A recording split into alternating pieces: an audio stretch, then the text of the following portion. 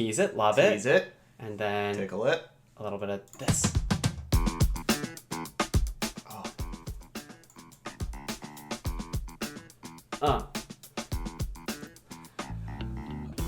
Oh my god. Oh. It is time.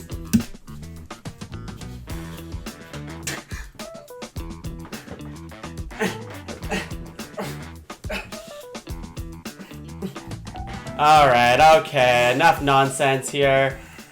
They're all gone.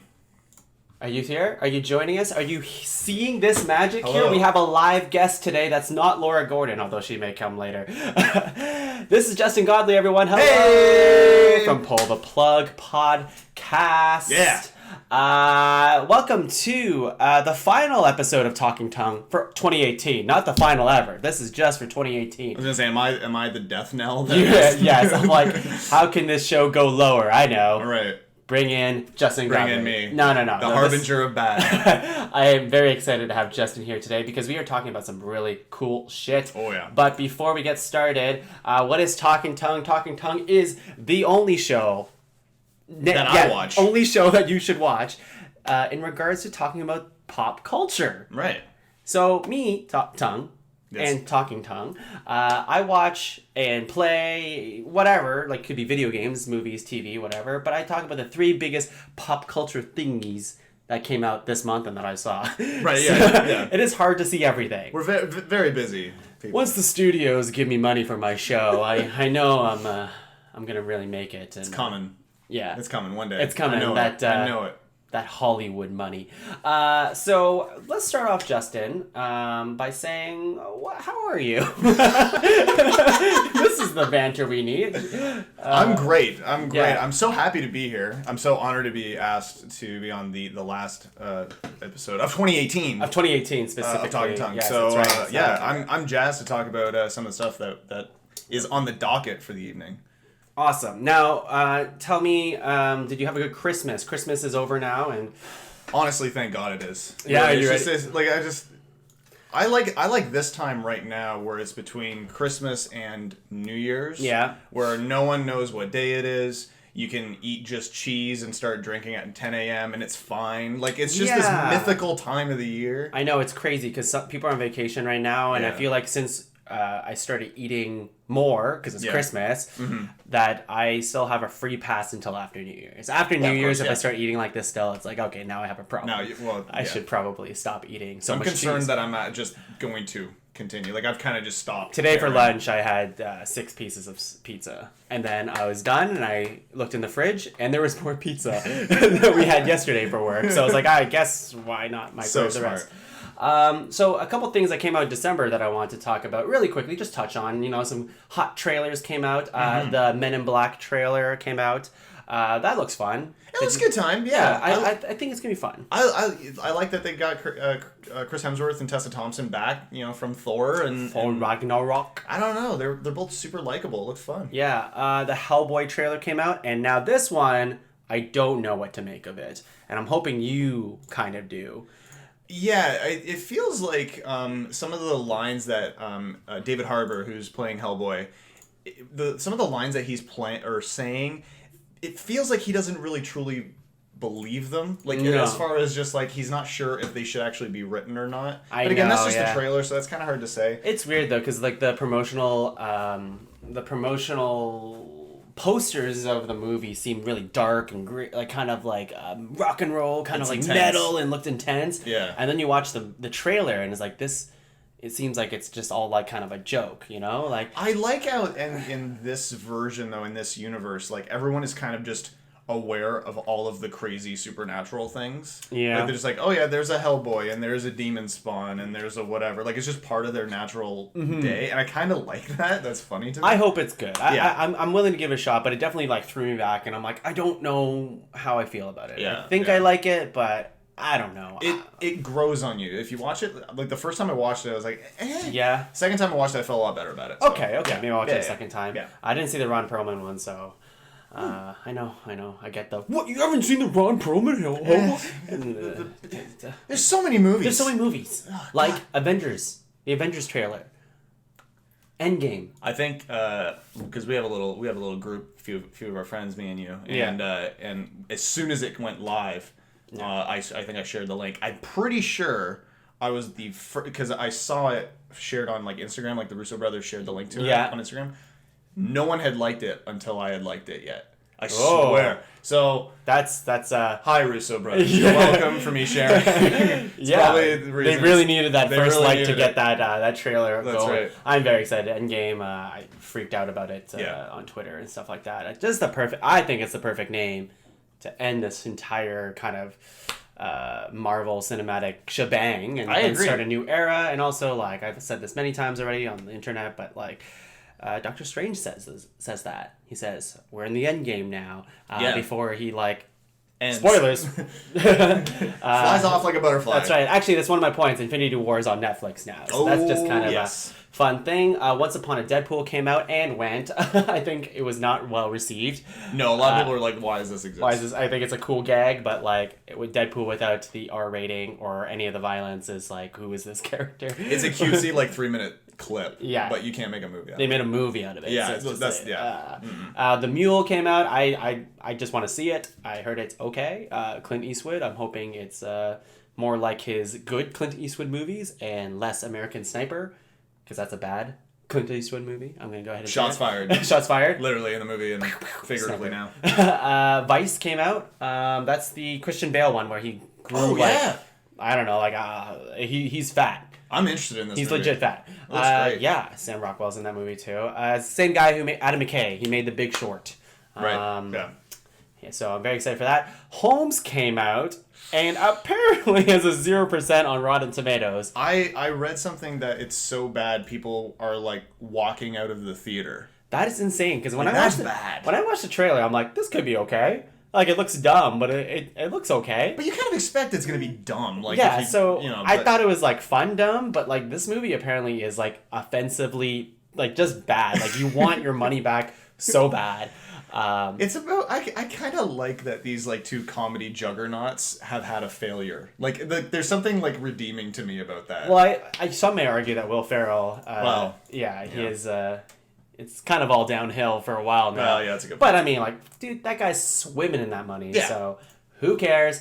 What else do I got here? We have Bumblebee. Yeah. Which did very well. It did very well, and people are really liking. And apparently, it's almost like a hard reboot, from what I've heard. Yeah, because remember when they did the soft reboot with Mark Wahlberg? Yeah, that went well.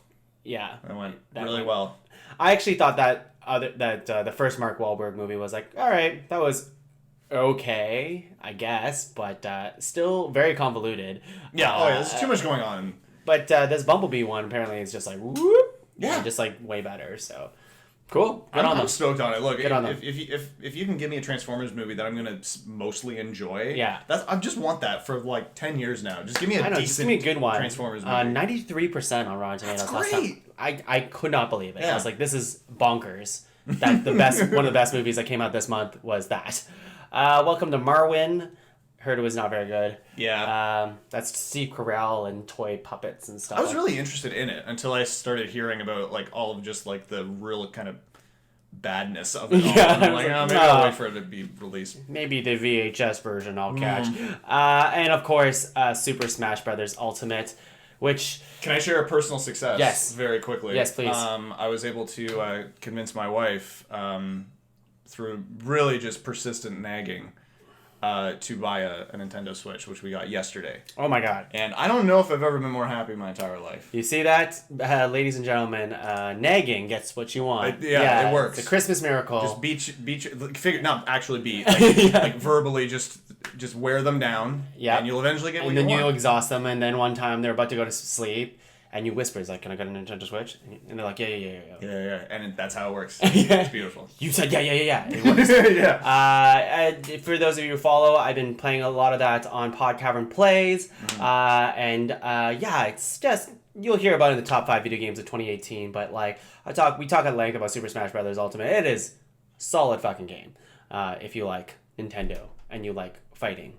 Pikachu versus if you don't like Solid Snake or something. I'm gonna make a controversial statement. Yeah. If you don't like Nintendo, you should probably Well, I mean, keep watching. Keep watching. Like, mute it, maybe minimize it. We need those views desperately. Desperately, both podcasts. You're no friend of mine, is what I'm saying. Let's get into it, shall we? We've been bantering long enough. Episode 8, we have these topics here. Spider-Man Into the Spiderverse, Mary Poppins Returns, and Aquaman. That's his theme song. Aquaman. Gliding on that Mary Poppins. Can she swing? I don't know. I got nothing. I do my best improv on Facebook. Definitely. Okay, so let's get to it here. Boom! Spider-Man here. And a little window capture here. And let's just quickly check in. Oh, great. We have a couple people coming in here and there. Hello, friends. Hello, friends. Nice to see you. Thanks for popping in. Always nice to see friendly faces. And if you have comments about this stuff, let us know. We want to know. But first of all, we're talking about Spider-Man Into the Spider-Verse. And we're going to do our best not to spoil anything here. Let me make sure this is muted. Okay, yes. Okay. Don't want this volume talk over us. You need to hear us. That's more important. More important. Justin, I wrote a couple notes here, and we can talk a little bit about this. I think we could have done an entire episode about this one movie. And obviously, for me, I'm talking about... Go ahead and say this. I've been thinking about it a lot. This might be my favorite movie of 2018. It's definitely a contender. Yeah, I don't know if I even am able to make that statement about any movie. Yeah. But this is definitely one that I could. Absolutely. It's so good. It's so good. It has no right being this good. It is so good. I couldn't believe it. I love Spider-Man. Spider-Man freaking paraphernalia everywhere. Yeah. Just web shooters everywhere around the apartment. Shooting his Spidey things all over me. It's gross. Yeah, it's disgusting. But I love Spider-Man so much. He's always been my favorite superhero next to Batman, and right now he is for sure right now cemented as my number one superhero because Batman has had a rough go these last couple of years. But let's talk about this movie. So it had a production budget of $90 million and worldwide right now earning $138 million. That's great. That is good. Really big. And I just wrote a couple notes, and you can chime in whenever. People say Phil Lord and Chris Miller, those big juggernauts there who made the Lego movie, for example. Yep. Were fired from Solo. Actually, I looked into this. Chris Miller didn't do too much with this movie. He did. He produced it, but the story was by Phil Lord. The screenplay was Phil Lord and Rodney Rotham, who did... what did I write here? Forgetting Sarah Marshall, pop star 22 Jump Street as a writer. Oh, wow. But he directed Rise of the Guardians, that holiday, the Rabbit and Jack Frost and Santa Claus, teaming together to beat the Sandman. See, I'm all about that. That sounds fun. And I actually kind of watched a little bit of that movie, and I was like, this movie is whatever. Yeah. This movie is another level of, it's crazy. Craziness. I don't even know. What do you want to say? Where do we start? To me, you kind of said it really well. Spider-Man is now your current favorite superhero, which to me is really it's impressive to me how they've been able to bring Spider-Man back from, the whole Sony debacle about Amazing Spider-Man 2 and then wanting to do an Aunt May prequel and ridiculous. I forgot they wanted to do that. All that nonsense. That's so dumb. It's so dumb. And they were able to bring back this character who, yes, while still beloved, had kind of had a bit of a pitfall and has now brought him back with, Homecoming, Far From Homecoming next year. Yeah. And into the Spider-Verse, into the realm of pop culture where everyone is talking about it and everyone is so on board with this movie. It's crazy to me how they were able to nail it out of the park. I've read a bunch of tweets and they were saying things like people from the age of 4 to 60 just laughing and having such a great time at the theater together. Everyone's just watching this thing, just eyes agape and being we're watching something special here. And I really believe that. I've been using hyperbole for this movie all the time, and I might have overhyped it to some people, but I don't know if you can. Apparently I did, but at the same time, I don't know, man. I've never seen a movie like this. The animation style is perfect. Is something else. Yeah. When I watched this movie, I was listening to Kevin Smith podcast today, and he talked about it, and he echoes my feelings about it. Is when I was watching this, I'm like, this is something new. Yes. I am watching something completely new. The blending of the animation style, how they do weird stuff like right now, like comic panels and like thought bubbles and like the words thwip, but using it like masterfully. Like they're not always doing that. They're kind of fucking with you the entire movie doing other stuff. But it's crazy. It's a graphical powerhouse. It's awesome to me too how it's not only an origin story for Miles Morales. Yeah. But it's also a team up movie. And with teaming up with people besides Peter Parker, who we really haven't seen in any film before, right? Like yes, Spider-Man, but we have never seen Spider-Man Noir. We've never seen Spider-Ham. Yeah. We've seen them in like video games and stuff, but like not and like the comics. If you read the Spiderverse comic line, we've seen them like that, but not like this. This is fun. This movie's fun. It has heart. It is. It's lots funny. Of action. Yeah, funny. Legitimately funny. Yeah. Not, and I know a lot of people have been kind of turned off by the fact, like, oh, it's an animated film. Oh, like, yeah. Do not, for whatever reason, do not let that sway your possibility about going to see this movie, because it's so much more than just that. I hear that a lot, just like people being like, oh, it's an animated film? It's not part of the MCU. I'm not watching it. I'm like, first of all, go fuck yourself. But second of all, you gotta go see this movie. Yeah. It's awesome. Let's see here. Again, like we can talk about this forever, but what did I write here? It got nominated for Best Animated Feature for Golden Globes already, and Critics' Choice Award. There's already a sequel and several spin-offs in development. Mm-hmm. So that's pretty awesome. That's impressive to me, yeah. Oh, Navala's here. She really wanted to talk about that. There's no way that you can overhype this movie, and it's visually stunning. Absolutely. Keep piling that on for us, Navala. As usual, Navala, you are correct. Yes. And everything. It's so much fun. The animation is brilliant. I'm excited about the fact that we now know in this universe, like the multiverse, like that excites me about the fact, like you potentially could see in a sequel to this Spider-Man that are maybe voiced by Andrew Garfield. Or why not? Tobey Maguire. You may see that. Tom Holland. Like, there's the possibility of seeing that. And how rad is that? Yeah, for sure. I think that's great. And, like, we get Nicolas Cage here. Nicolas Cage, yeah. And in Spider-Man Noir, hilarious. Great. Actually, all the Spider-Man people were great in this movie. What I really liked... the themes of this movie were really strong, too. Like, we have Peter...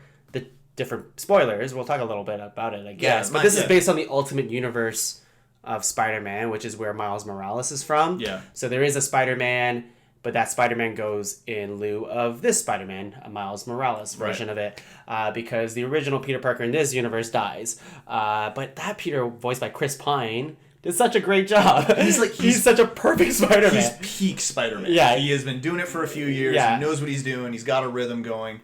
And I just love, and again, maybe minor spoilers for this, but we can do spoilers. Yeah, just a little bit, just a few. So, like, because you do see him die, sort of, but he's just like, there's not a fear about it. He's just like, don't worry, I'm right behind you, or whatever. I know, it's he's so beautiful thing. I welled up several times in this movie, being like, this is so, I don't know, beautifully written, and like, it really just tugged the heartstrings, especially...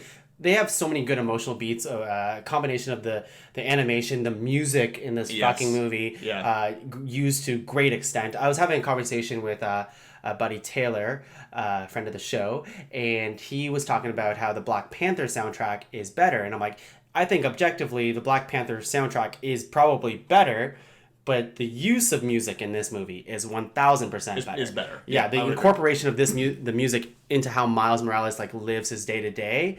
And swings around with Spider-Man, or even just like singing like that Sunflower song. Yeah, and how he gets into his own groove. Yeah, and stuff. Yeah, I think that's so perfect. Kingpin, I don't think enough credit's put on Kingpin. Some people I've heard differently. Some people are like, Kingpin's such a generic villain, and I'm like, I don't know if he is. Like, I guess we could see more from him, but he already has a better justification of why he's doing what he's like doing, and that's why I would disagree with the generic aspect. Like, yes, Kingpin, we've seen him before in a few different things, but his motivation in this movie, like, you 100% can kind of understand what he is. He's doing it for love. Why he's doing it? Yeah, he's doing it for love. He wants to get his family back. Exactly, and that's another. It's the family dynamic and the family relationships in the film of. Miles Morales and his father and his uncle and his father and his uncle and Kingpin and his family and Miles with the rest of the Spider crew. This is interesting because I heard today, like I was listening to the Kevin Smith podcast. His dad is named last name's Davis or Jefferson. Oh, okay. So Miles Morales, he might be adopted. Oh, okay. But they don't mention that. But it just shows such a, I don't know, it's so interesting because like they barely even mention that. But at the same time, it's like, it doesn't matter. It's about family. Yeah, it doesn't matter. Like, who cares? Yeah. He could be adopted, who cares? Like, family, and they bring it home with bring all the Spider-Men together and women and stuff like that. But yeah, Kingpin, I thought it was really great. I don't think he's generic. And Chris Pine's Spider-Man moments before he died, I love the justification. He's just like, you gotta wear the mask. Kingpin has everybody in his pockets. If he knows who you are, you're like basically screwed. Gotta wear the mask. Yeah. And it's like, oh my god, this guy's terrifying. They set up that Kingpin is a terrifying villain, but he's even more terrifying because he's doing it because of love, right? Yeah. So I think that's beautiful. Yeah. Let's see, just going by quickly. Spider-Gwen, his first movie adaptation. I love that she's so character. cool. She's so rad. That suit is incredible. She's so cool. It looks so good.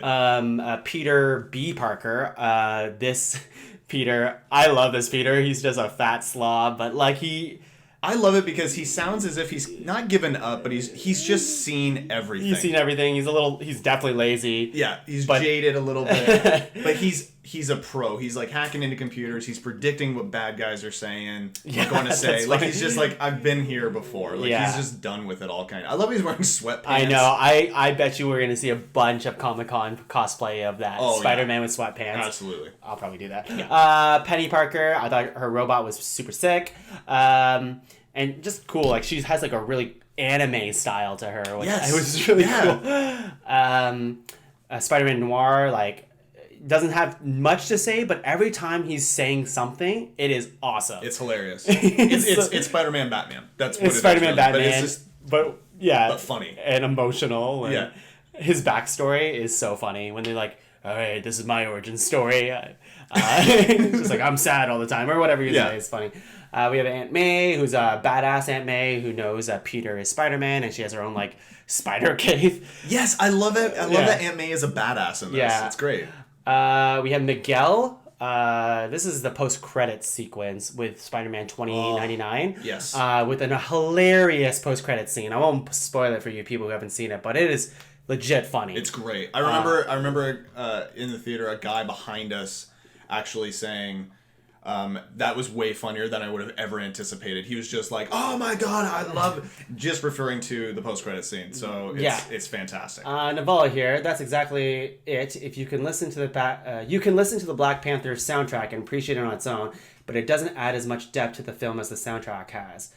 And then she says, ha ha ha, Spider-Man, Batman. Yes, Navala. See, I'm funny. Navala, she's also the friend I mentioned in our previous episodes that watched Crazy Rich Asians like 8 times in theaters in a row or something ridiculous. I don't know. Wow. Many times. Good on you. But she was the first person who came up to me about this movie, and we both had like, did you see this movie? It's life-changing. It is life-changing. A couple more things before we move on to Mary Poppins is some cool quotes. The Stan Lee cameo was like haunting, but beautiful. For like half a second, I felt weird. Yeah. But like not in a bad way, but it was just like, oh, it's Stan, oh no, he's dead and whatever. But it just immediately is just charming and beautiful. And it was crazy because it's just like this guy lives in comics and Marvel and everything like this. It's cheesy, but Stan is dead, but he fucking lives on in this stuff. He'll always live on in this stuff, and it's crazy. They've mapped his face. He'll be He'll be fine. There's just a clip of the Christmas album, the Spidey Christmas album, which is actually an album you can get on Spotify and iTunes and Apple Music and stuff, and it's pretty good. It's great. That's the Christmas album I was listening to. It's funny. But here's the quote: "Can I return it if it doesn't fit?" Miles Morales buying like a fake Spider-Man costume. Because Spider-Man is like a celebrity in this. Yeah, exactly. And Stan Lee says, "It always fits, eventually." And I'm like, huh. Like, and you start thinking about the idea of Spider-Man, like who Spider-Man is, why he's so appealing, and they pretty much painted here is this, anyone can wear the mask. Yes. And I think that's the reason why we all love Spider-Man, is because when we look at Spider-Man, we're like, I can be Spider-Man, why not? You watch all these movies and he's like struggling with being a hero and just having day-to-day life problems. I think it's why he continues to be the most popular superhero, really is. Anyone can see them dealing with those frustrations and dealing with those problems in life and adolescence and how much it sucks and just... And like love and like how to deal with the possibility of having a child. And St. Peter is just like... there's so... It connects with you in a lot of different ways. Ones that you don't really think about in the moment, but you kind of look back and like, oh, damn, like, I'm way more emotionally invested in Spider-Man than I ever thought I was. It's bizarre. It's the best thing. In a year of Infinity War, of Black Panther, what else came out this year? Ant-Man and the Wasp, and like just all these other big-ass superhero movies. I cannot believe this movie, like, just like... stole my heart like this. And is legitimately a contender for the best, not only superhero movie of the year, but our favorite movie of the year. For sure. That's crazy. For sure. And yeah, like Infinity War and the Marvel Spider-Man for the PS4. Like, we've seen so many good Spider-Man stories this year and last year alone. So it's crazy that another one came around. It's just like Spider-Man is at peak level right now, like in pop culture. I cannot wait for more from like the studio with this world. And I wonder what they're gonna do. I hope they continue to do great things. Last thing I'll say here is the Stan Lee cameo that says, or not the cameo, but there was a quote at the end, and I wrote it because I remember seeing that. And I'm like, but it says in quotes, "That person who helps others simply because it should or must be done, and because it is the right thing to do, is indeed without a doubt a real superhero." Yes. And it just goes to black, and what is happening? I'm like, here in the screen capture. But I was just like, man, like, this is so... Stan Lee. It's a beautiful way of ending that film, and it just goes back to, like, again, anybody can wear the mask and stuff. I read that, and I felt good, and I got a little, like, kind of choked up a little bit. Yeah. It's like, this is a wonderful sentiment. Yeah. And it's exactly what a superhero is. This is my favorite Spider-Man movie, hands down. I was thinking a lot about it. It's like, I like it better than Homecoming. I love Homecoming. Yeah. But this movie surprised me all the way. Homecoming, I was always pleased about it, but I was never surprised about where it was going. Especially, and I think Homecoming loses points with the last battle sequence with the whole like airplane, like it's a little crazy. It's a little bit weird, and you don't really know what's going on. Like the camouflage airplane, I'm like, what's happening here? Vulture's amazing. Don't get me wrong, but this movie, the entire way, I'm like, I don't know. I know Spider-Man will probably win in the end, but how does this resolve? Yeah. Like, I have no idea. Even going to the very end of the film, you don't know that all of these other spider people are going to survive. You really... There's no guarantee. And you don't know how Miles will actually take up the mantle of Spider-Man and how he approaches it. Yeah. But when he does, it's like the most bonkers thing ever. I could watch him swing around forever, and it was great. Anyways, that's Spider-Man for you, ladies and gentlemen. Beautiful. Let's see here. We're going good. All right, let's move on. Justin, you're out. I'm kicking you out. He'll return. Yeah. We're going to take a small 20-second thing here. This episode brought to you by Muskoka Brewery. And yeah, a very delicious brew. Did somebody say Mary Poppins? Are you Lin-Manuel Miranda? No, I'm Jack the Leary. You're Lin-Manuel Miranda. Ladies and gentlemen. Light off. Light on. Are you wearing my pants? These are my pants. I don't know what you're talking about. Oh my god. Everyone, we are talking about Mary Poppins. What's this? It's Mary Poppins, Mary Poppins, I have never it's been. Mary Poppins, never been more attracted to. Oh. Why are you touching me? I don't know. Are you gonna do the rest of the episode like that? Oh no. Like what? Light off? No. Light on. Light off? Oh god. Oh jeez. Well, everyone, Laura Gordon, aka Mary Poppins. Who are you talking to then? Talking to people on Facebook. You want to say hi? The Facebook. The Facebook, Where are they? They're in they're in the interwebs, the internets. Oh. Yeah. Hello. Internets. All right, everyone. Hello, internet. Let us talk about. What are we talking about here? Mary Poppins. Oh no. All right, okay, enough messing around there. Who's messing? You're messing. I'm just here to do a job. They say we need a promo. It's not a remake, it's a sequel. That's right. It is a sequel. They made a big point about saying that. Look, it's Michael. Michael and Jane. Michael and Jane Banks? Jane's quite the looker, eh? Yeah. Okay. Let's reel it in here. Okay, what we're reeling. You catch something good? What did you think look, of there I am. What did you think of the film, Laura? I thought it was a work of magnificence. Oh, there she is. As I live and breathe. Yeah. Mary Poppins. Mary Poppins. Great jacket she wears, doesn't she? Yeah. She's always so stylish. She no is. matter what time. Did you like as another? You're a different version of Mary Poppins, obviously. But did you like Emily Blunt's Mary Poppins? Did I like Mary Poppins very much so? But did you like I her thought version of Mary Poppins? She was stunning. And the most recent time I seen her, what you mean? Yeah, was she like? Did she live up to the Mary Poppins? Absolutely. What do you call it, How could she moniker? not? How could she not? Yeah. She creates. She creates the bar. You know what I mean? Yeah, I don't. So you and Look I. at that face. You see, She's really great. She speaks with her eyes. I don't. No, she's a great eyeliner's singer always too. flawless eyeliner. But what did you think about? Beautiful voice. Yeah. Very well cast. I said this movie came out pretty recently. Made 72 million worldwide. Pretty good. 72 million? That's pretty not good. even a real number. It's a pretty big number. Wow. Directed by Rob Marshall. He directed Chicago, 2002. He was good. Into the Woods. Chap really knew what it... See, this is what I like. This underwater scene is better than anything you're going to see in Aquaman, I'll tell you that much. Yeah, I have bigger thoughts about that, but we'll talk about that after this. Okay.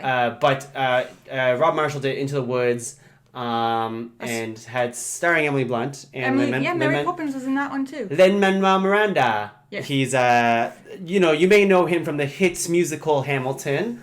You may.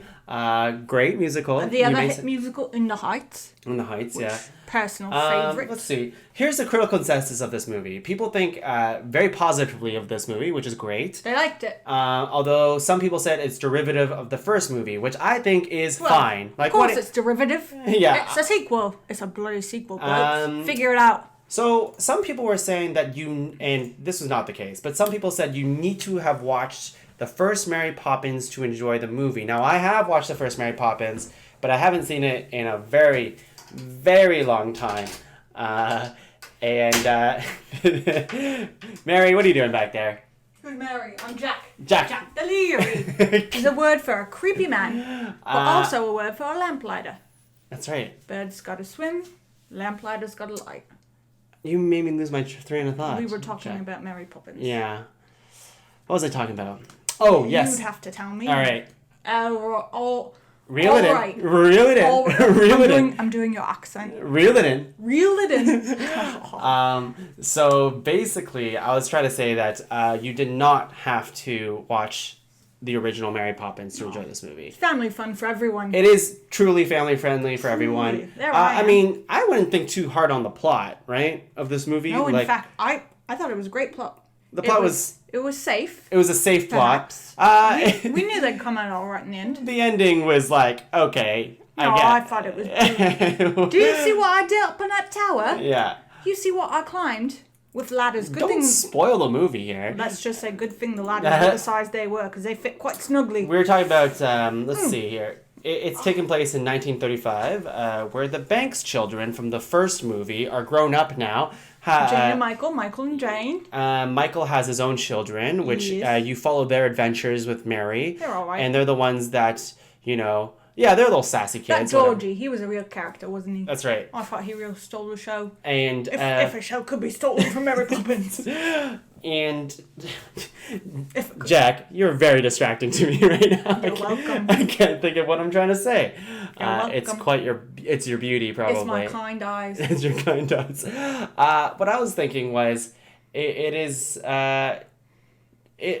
truly a family-friendly movie that is magical, and the musical numbers are really big and animated and just so fun. And what of the dance? And there's lots of good choreography. Yes. And I love, they do this in original Mary Poppins too, this is what I do remember, is they blend like 2D animation with like the real world stuff. But the costume design in this movie... You know what I like about this scene? was you couldn't tell whether those costumes were real or whether they were animated. That's right. You couldn't tell. I didn't know. So I was wearing it. For those of you who are listening on podcast form, is that there's a scene where they basically enter a vase or vase or whatever you want to call it. And that's when the 2D animation happens. But the entire cast is wearing like very colorful outfits to match the style of what's that good. world. Yes. That's right. Lin-Manuel Miranda, I wrote here that he has an amazing accent, much better than what we have here. Excuse me. This is 100% Cockney, I'll tell you what. And he sings in that accent too. Yes, I do. What do you think here? Are you still part of the Lin-Manuel Renaissance here? Like, are you still living in and breathing it? Are you? Absolutely. Yeah, as much as I could as a completely separate person. That's right. I think. Yes, indeed.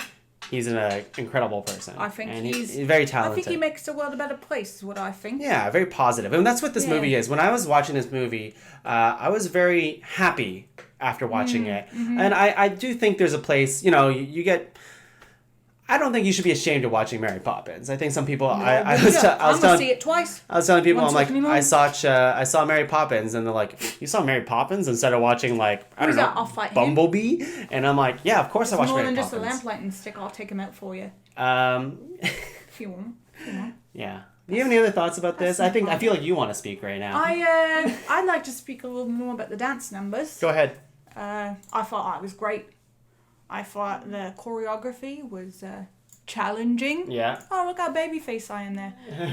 Challenging choreography, but some real creativity. A nice little homage, perhaps, to Gene Kelly with the dancing on the light stand. But a whole group of us. Alexandra wants to know why you're dressed as Lin-Manuel Miranda, and then he says, "Oh, I just noticed the trailer. That makes sense." Alexandra. I speak French, so you know. People think that this accent I'm not educated, but I am. Alexandre.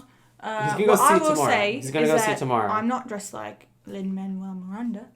I am Jack Leary.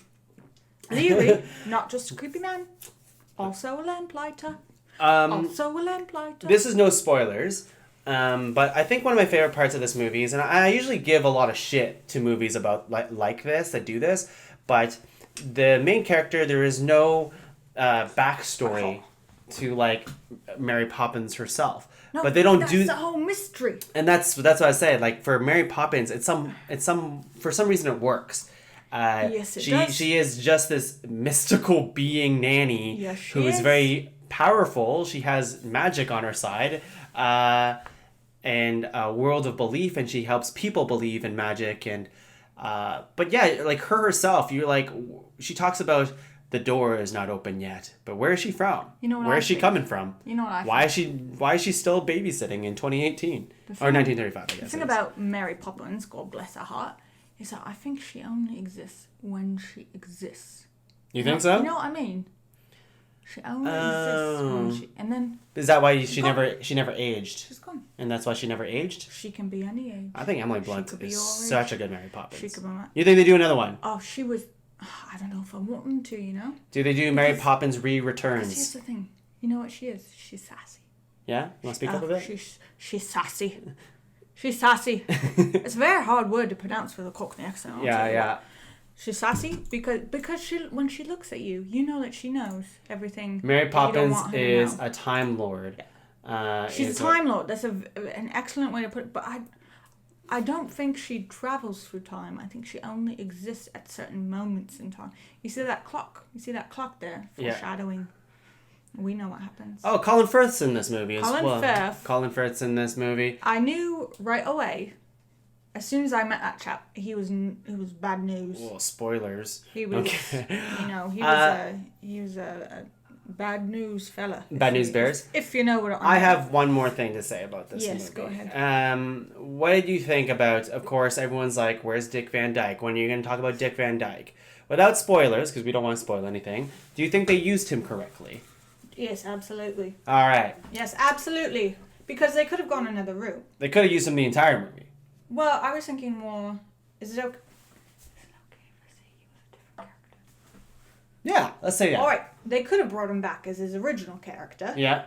But they didn't. And I think that was the right choice. Yeah? Mostly because it would have been some weird aging stuff going on. You know, I legit don't remember his it old was character. 50 years ago. What was his old character? But the movie's only 20 years later. What was his old character? He was Bert, the chimney sweep. He swept the chimneys, kept them clean. And then this guy, he did his dance thing. Do you know how to do it? He danced on the ceiling. It was like a... Oh, please. It was like I'm going to be embarrassed for you in a minute. He was like one of these, right? It was like one of... You're thinking of Chicago. Yeah. Are you... I think you're thinking of Bob Fosse. Anyways, maybe. Cabaret. Meryl Streep made an appearance. You know what the thing is about Meryl Streep? Oh yeah, Meryl She's Streep. a generous actress and she's a generous person too. I bet you she will get nominated for something. No, she won't. She won't? Her role's too She good. always gets nominated. You know what? The Academy is stupid, but they're not that stupid. You know what I mean? She's a brilliant actress, but let's give it to someone else. All right, here we go. Let's close it out here. Final thoughts on Mary Poppins. Go see this movie? I'd like to get some screen caps of that film and hang them in my apartment. There you have it, folks. That is Mary Poppins. Let's say goodbye to Jack. Everyone, say bye to Jack. Yeah. Bye. It's been a real pleasure. Bye, Jack. Can you turn the light back on? I actually need that back. It's been a real pleasure, Infinite people. All right. I hope to see you some other time. Thank you, Jack. Oh my God, I'd oh geez, I never thought I'd be so sexually attracted to a Cockney accent before, but I am. We're going into our final topic. Justin's back. Did you? Oh, you were wearing that before. And Shannon. Oh, Shannon's here. Shannon. From Pull the Plug. Ah! The door. Here, let's pull in here. I'm let's okay pull to here. not be in it. No, you can be here. Yeah, hey everyone, this is Shannon. Say hi. Wow, we have quite the rotating guest today. I can't believe we got Jack Leary from Mary Poppins. That was a ride and a half. I was listening to the other room. I was not prepared. Oh. I literally was not prepared for that. Was not told and informed, but I loved it anyways. Here, let's increase this a little bit. It can be... Oh, jeez. Oh, no, live editing. Oh, my It's God. biting me in the ass. All right, whatever. You got this. I have faith in you. Let's talk about... Let's talk about some Aquaman. Aquaman. Swinging into the sea. I wanted... That's not... So I talked about some... a couple earnings from movies, and I'd like to start off with this.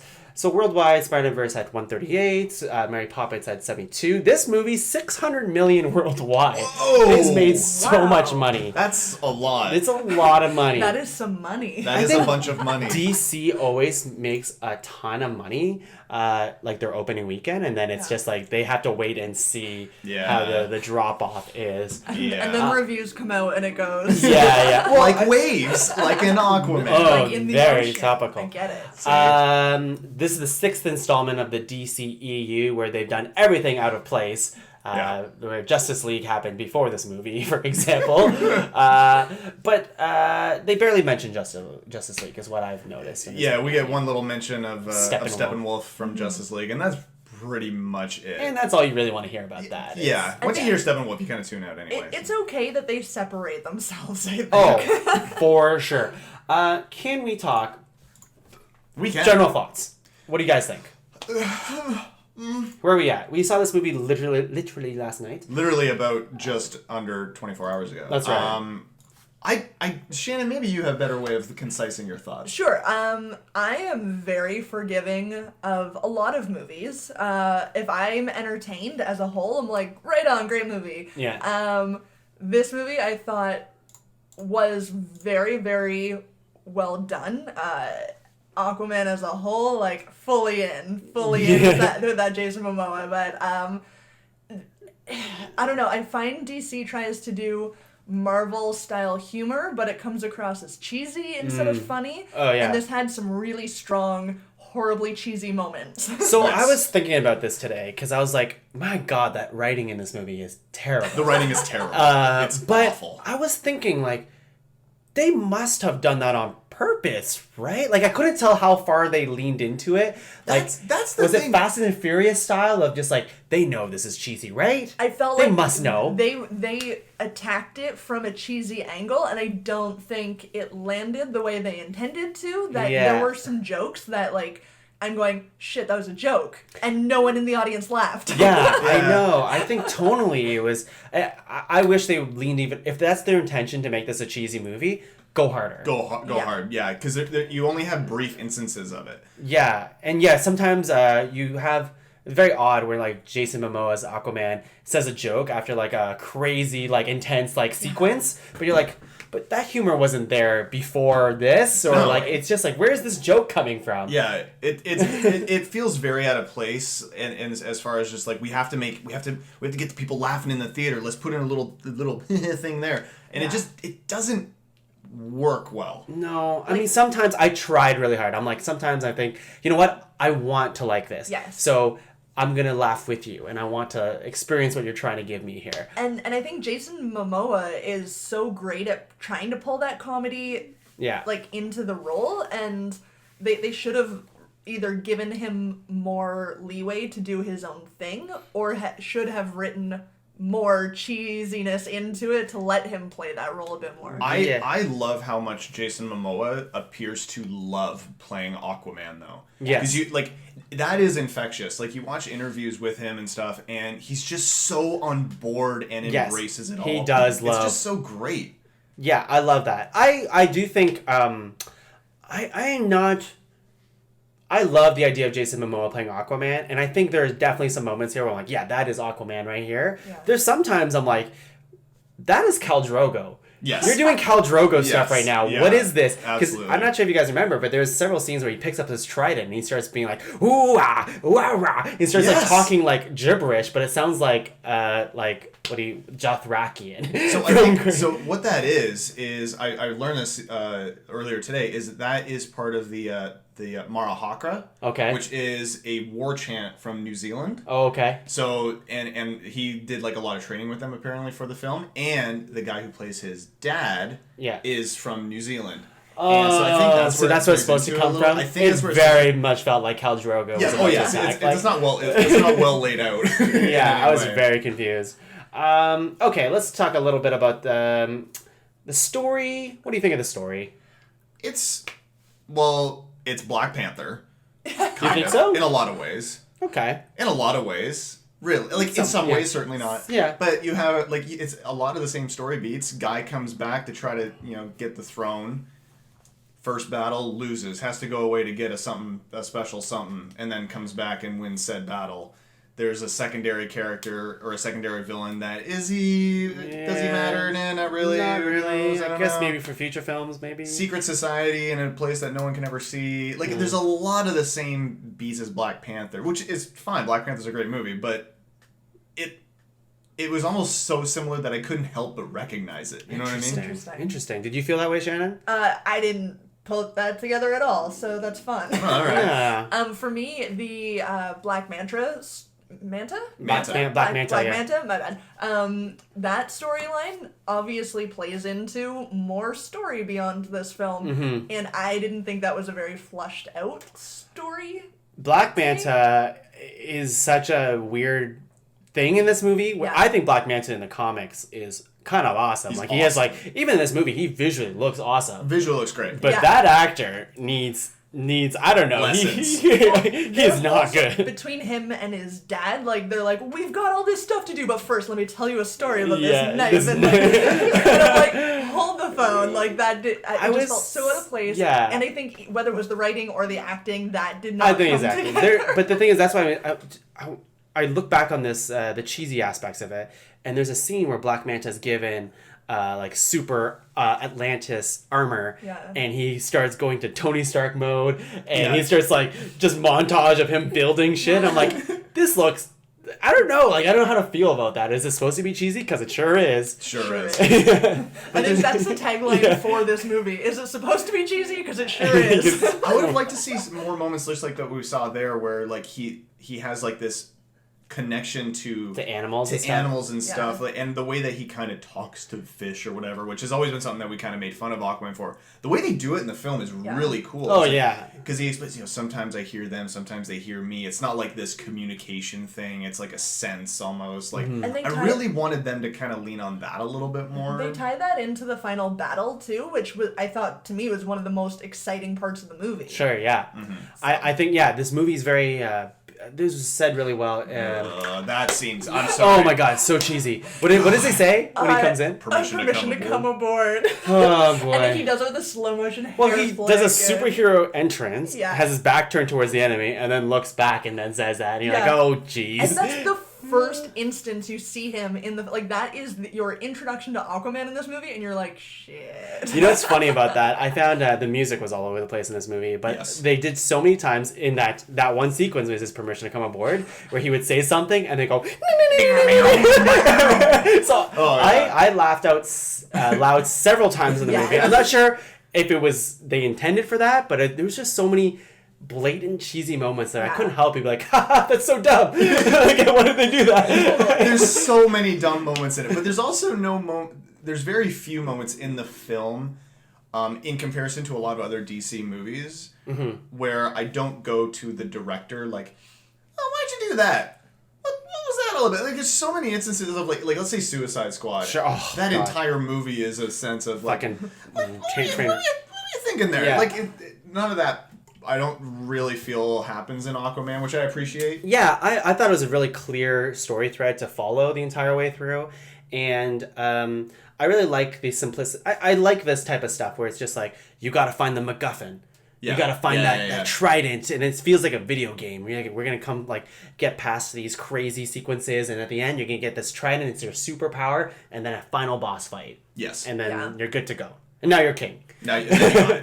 I think the Shannon, you touched on it a little bit. The action sequences in this film, for the most part, are really good. I thought they were great. I think they were great. When Nicole Kidman just starts beating ass at the beginning of the movie, I'm like, that looks sick. It looks awesome. Immediately right. And almost and I love how the big action battle thing at the end, which we're always going to get in superhero movies, it wasn't this 45-minute epic thing. It actually was a relatively short battle. It was a relatively short battle, but it was huge. It was huge, but it was done well. Crazy stuff going on here. Yes, it was done very well. And the giant wave rolling over the truck.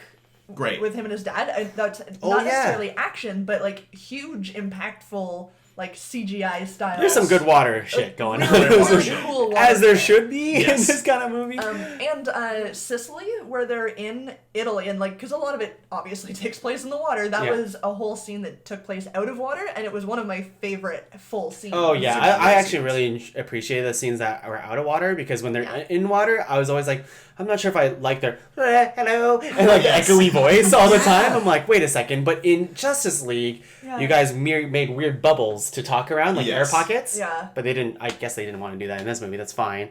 But sometimes their voice talking in underwater sounded weird, and then I'm like, wait, they're in a boat. But also they're swimming inside the boat. Yeah, right. So what's the deal with this boat? I liked how the only pure blood or whatever Atlanteans or royal Atlanteans are able to breathe out of water. I like that little hiccup. True, it's like a reverse oxygen tank for people when they go outside of the water. I thought that was a kind of a neat little thing to kind of differentiate. That was one of the things that I laughed out loud at, was when one of the minions was his suit didn't have water in it, and he's outside. He's like, I'm dying. Air. Sticks his head in a toilet to get water. God damn it. Yeah. Go ahead, Shannon. Just with the royals too, they could breathe out of water, but then you also saw Aquaman can talk to fish. He's the only one that can kind of do that, and then Mara is able to sort of control water and it seemed like the royals were not royal because of who they were born to, but also they had something special about them that made them, I don't know, cooler than the rest of their people. Yeah, there's definitely some like moments in this movie where it's kind of like it's a little bit rough here and there, but like, did I have fun? I think so. I had fun. Like there's some great action and visually it's stunning. Yeah. Although if I had to compare the two, Mary Poppins and this movie, like consistency of stunning, I would say Mary Poppins takes it. It's way more consistent, and like the world feels like good because of the way they build out that animation and stuff like this. In this movie, I feel like sometimes it's really beautiful, and other times it's kind of weird CGI, kind of funky, especially during the big battle sequences. I'm like, what am I watching here? I can't tell. Yes. But isn't it crazy to me? Sorry, isn't it crazy that this movie exists essentially in the same universe as the Man of Steel, Superman breaking down a city universe? Yeah, it feels completely. Which I feel is almost intentional. Yeah. I think they can make a sequel out of this. I think so. I think they should. I think they should. Really like, should. Might as well. That suit, by the way. Ooh, yeah, the real classic nice. gold and green. Yeah. I thought was going to be shit. Yeah. It's pretty It looked good. It looked good. Awesome. The guy's jacked. The guy's jacked. Anything would look good on this guy. So I wrote here, Jason Momoa's... Oh, wait, no, I said he's hit or miss. But I think now that you've explained that Khal Drogo stuff, I feel a little bit better about it. He's more of a hit. Definitely, he's more of a hit. He's more of a hit than a miss. Yes. But that stuff really threw me off. The good-looking people in this movie is what I had to write about it. Jason Momoa, sexy as fuck. I met him in Comic-Con one time. The guy's nice as hell. Amber Heard is distractingly beautiful in this movie. Yeah. Almost to a fault. Like sometimes I could not stop staring because I'm like, this suit seems like they shouldn't have done this suit. She almost seemed too cartoonish to me because she doesn't look real. I know, it's just like you have to have this perfect Barbie figure in order to wear this skin-tight green suit. Yeah. Like, I get it. But you do it. Come on. That's unfair. It's unfair. It's just like cleavage is... Yeah. She's just like looking at you with her red hair and cleavage, and she's like saying something, and I'm like, I can't... Well, it's just showing you. I'm trying not to look, but it's just right there. And then I said... What did I say here? We have... Willem Dafoe is less sexy. But I said here he's less creepy in the movie because he's like a kinder Willem Dafoe. Yeah. But I said that also made him more creepy in a way. Yeah. Because I'm always used to him being like, I am Willem Dafoe. Yes. But here he's just like, oh, it's me, Willem Dafoe, and I'm the vizier. Saintly man. Yeah, I did love his character. His character. Yeah, his character's fine. Yeah. I like your next point there, Dolph Lundgren. Awesome to see him. He's whatever. He's just there. He's there. He has hair. He has that's hair. Flowing he has at all red times. Hair. Any closing notes that you guys wanted to say about Aquaman in particular? I had a few things real quick. Yeah, go for it. I didn't mind Patrick Wilson's character, Ocean Master or whatever. I don't know. I hate, like, I'm sure it's pulled directly from the comics, but Ocean Master, as soon as they said it, I snickered. Like the name Ocean Master? Yeah. I think the helmet looked cool, but Patrick Wilson? Patrick Wilson, yeah. I think his character, they develop it towards at the very end. At the very end, where spoilers, Nicole Kidman comes out and she's like, "Hi, I'm your mom," or she's like, "I'm alive." Yeah. And he has his moment. But other than that, he just seems like a petty brother character. And also, the worst part about Patrick Wilson is every time he yells, it sounds super lame. It sounds super lame. Did you, Shannon? I think I think you were there when I was laughing. He's just like, it's me, Ocean Master! And that's even why I hated the term Ocean Master even more, because every time you said it, I'm like, no. It's like, this guy cannot yell for his life. It's like when they were shooting, they didn't tell him how many people he was actually yelling at. Because in one scene, he's yelling at a crowd of 5,000 people, and he would literally be like, I am Ocean Master. Like, no one's hearing you out there, buddy. And then other times he's yelling way too loud to be in a small little room. Well, it was like he was, when you tell somebody to yell and they kind of like fake it, they're not actually, like that, it's like you're reserving yourself, and the whole time I'm like, just act it, man. Just act it out, man. Like, I can do a better yell than what you're doing now. Because, like, his battle cry is super lame. It's super lame. But I do like, and I wish they would have actually touched on it a little bit more and maybe shown some of the tragedy behind it of why he has kind of this war, at least initially, wants to have war with the land people. Of, like, he's polluting my oceans and they're killing people. Yeah. Like, they show, like, little kind of holograms of whales dying and stuff. and as kind of weird as it says, I would have liked to kind of see that more. Yeah. Because you want more garbage and death? But no, like it gives more motivation for him. Like yeah. it allows you to kind of be like, okay, I can kind of see, like he's doing it wrong, but I can kind of see where he's coming from. His motivation was, not there. It's not there. It's not developed enough. I do think we should close it out, though, if we are done with opinions about where this ranks for us in the DC Interesting, movies. yeah. The last thing I pulled here before we do that is someone... also pulling from the Kevin Smith podcast with Mark Bernard, and he wrote it well.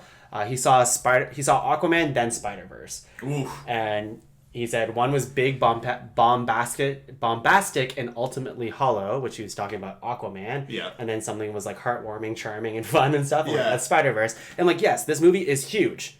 I think it's bombastic too. There's a lot of explosions and lots of big fighting, but I can see the ultimately hollow part of it too, where it's just like, at the end of the day, like this does not change anything for superhero movies. This is actually pretty by the number superhero movies with lots of money thrown at it. Yeah, and I think the cheesiness took away from like the heart of the film because ultimately, like it was a really beautiful story about him wanting to reunite with his mother, who he thought was dead, and like there's a lot going on, like him taking his rightful place as the king and everything. Like there could have been a lot of heart to it, and the cheesiness took that away. Yeah, like I think the one cheesiness that I was trying to root for was the whole like the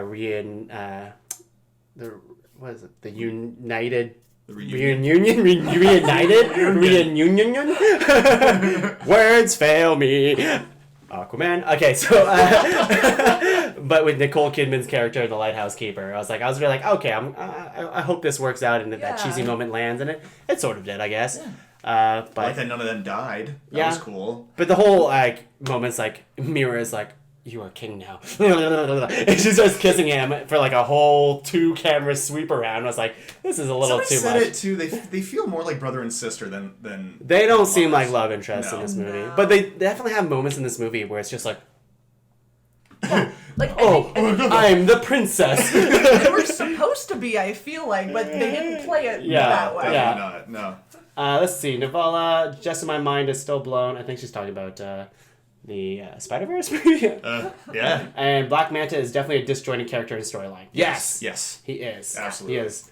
And the post-credit scene when they're like, all right, watch out, more Black Manta. I'm like, great. Like, the one...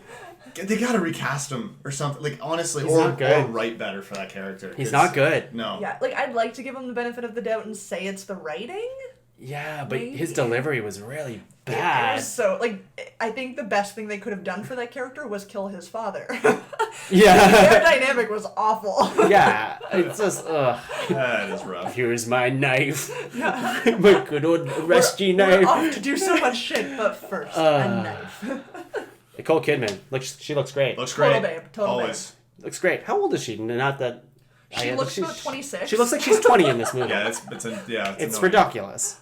Some people stay good looking forever. Yeah. Yeah, I hate those people. Not me. All right, let's rank these DC movies, I guess. This is the 6th one. Let's see.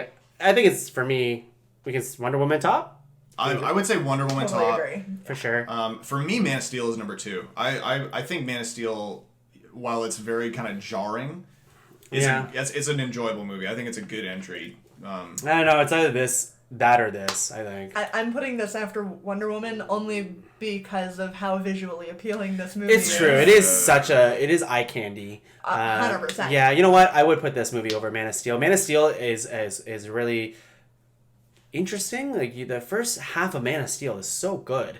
And then for some reason it just like... It does change a little bit. But for me, this is just ever so slightly behind Man of Steel, but not like they're both. You could equally put them. All right, so 2 and 3, and then we'll have, just utter garbage after that. Justice League probably. I don't know. I'd probably go Batman v. Shut up. I don't know. Shut up. No way. I don't know. Shannon? I'm Justice League. There's no way Batman vs Superman is better than Justice League. Justice League is not a great movie, but it's way better than Batman vs Superman. Yeah. The red capes are coming. What is that? That's good. Okay, you're right. Yeah, I forgot about that. You're right, I forgot about it. Yeah, this is Grandma's Pee or whatever. I forgot about Grandma's Pee. It's not that. I forget. Tea. Whatever it is. Mother's Tears or whatever it is. Martha. And then Suicide Squad is rock bottom. Yeah. It's got to be rock bottom. Rock bottom. Yeah, because it's a nothing movie. I have to rewatch it, or do I? I don't even know. No, you don't. Definitely. I did recently. You shouldn't. You should. I should. Yeah, don't do it. That's bad. 2 hours of your life you can never have back. We'll see where they go from here. I mean, who knows? What I'd like to see a sequel. I would like to see a sequel too. I think so too. I think if they can write a better movie, like I think had this been really well written, it could have been better than Wonder Woman for me. Yeah, for sure. Like, I want to use Jason Momoa as a pillow, like. But it's a story that we've seen many times before, you know? Like, it's just like, his abs. And his pecs. It'd be a hard pillow. And his butt.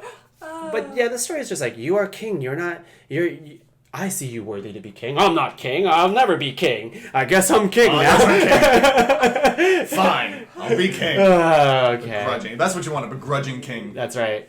Alright. So that is Aquaman. Aquaman! Okay, let's get Shannon. Stick around for this final bit here. Where's Lin-Manuel Miranda? Lin. Oh, it's too bad he went back to the 30s. Jack Leary. I need you to light this lantern. No. I hear footsteps. She'll come. She'll come. Open the door. We'll call her again. Get in the peacoat. Why are you guys yelling? Hey, come in. You missed Jack. Yeah. You missed Jack. Come in. It's really hot in here. It is hot in here. Sorry about that. Turn off the lights. Laura Gordon here. No, turn the lights back on. Cool it down a little bit. Actually, turn it off. It should have been off the entire time. That looks good. That looks good. Wow, you're a director. What a Okay, guys. Things coming out in January. This is how we end the show here. Anything that you have New Year's resolutions coming up or anything like that? I want to see more movies. More movies. And I want to start meditating. Oh, that's cool. Yeah, I think There's an app for that. Yeah, there is an app for that. Or you don't need it. My parents are obsessed with meditation. I was thinking about this earlier today. I was like, I think I want to try that. So Good for you you. should do it. Yeah. You should do it. Yeah. Sweet. Shannon? I just want to read more. I have a ton of books and yes. I don't make time to read, so that's the plan. I want to read less. Laura? I'm not just saying this. There's an app for that too. Do you use Goodreads? No. It's the best. So it helps good. you Just read. books. Oh, Goodreads is good. You can set a goal, and then it tells you how much you've read at the end. And if you get your goal, there's an explosion. But page numbers exist. They tell me how much I read. Goodreads. We want to be a sponsor. You can sponsor us, please. Sponsor us. I'm not desperate. Laura, what do you have? Same as both of them. I want to read more. I want to read 52 books next year. Jesus. And I also want to try and go to yoga once a week. Yoga once a week? It's a little bit like meditating. Yeah.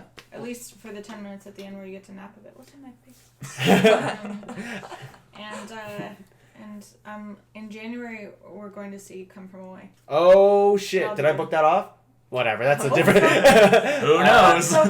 Stay tuned. I guess Laura got me boxing gloves ever since we saw Creed for Christmas. Right on. So I guess I'm gonna pretend to box. I guess punch a You can bag. return them if you want. No, I'll punch a bag. I'm not gonna punch anyone else. Punch a bag. Far too. I don't get punched. No. Hashtag punch a bag. Definitely. Hashtag punch a bag, not a face. And any like movies, TV shows, video games in 2019 that you guys, or January specifically, that you're looking out for? I wrote here that How to Train Your Dragon, the third one is coming out, Hidden World. Those movies are so good. They're so good. Consistently great. I'm very excited for that. I'm oddly interested in Glass. Yeah. Didn't anticipate that at all. But like, I think it might be good. It could actually be good. James McAvoy. McAvoy? Oh, is that the one that I thought was X-Men? Yes. Yeah. He's just doing a bunch of different characters and stuff like that. It's like, that guy can act his dick off. Like, he's really good. Like, get your dick back on, James McAvoy. McAvoy. I wrote here, A Dog's Way Home. No. God damn it. We already saw it twice. I know. And someone did a perfect tweet online, but basically it was like, here's a non-Spiderverse question. Did anyone else see that dog trailer that just ruined the entire plot of the movie, including the ending? Yeah. And I'm like, yeah. I don't know.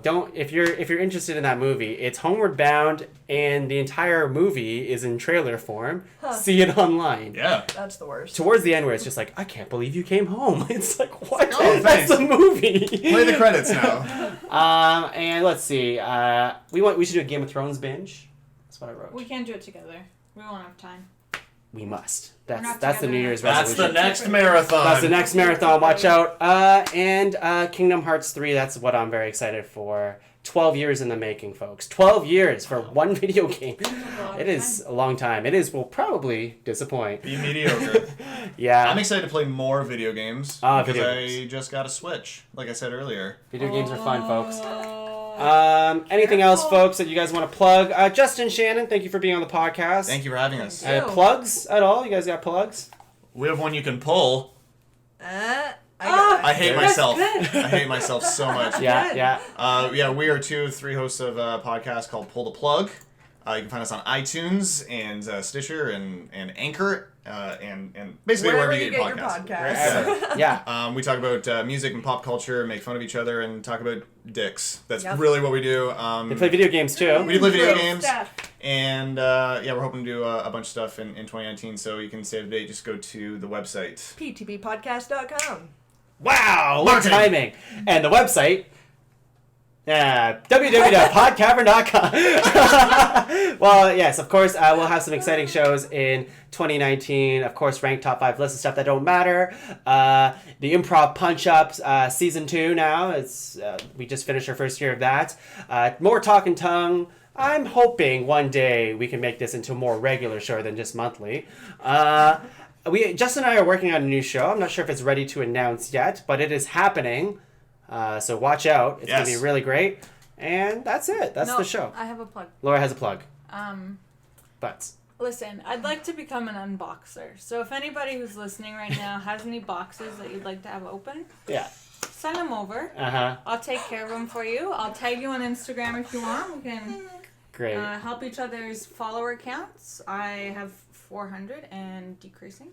I posted a good video today. Come at me on Instagram. Love it. So say Laura Gordon 88. That's right. Well, thanks again, folks, for joining us on another episode of Talkin Tuong. Thanks.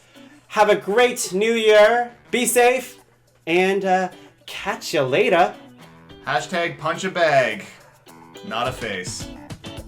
You can't hear the music, but I sure can. Laura, dance. Okay, it's good. It's over. Bye, folks. All right. Oh, I can hear the music. Oh, yeah. Let's go to the limo box. Bye.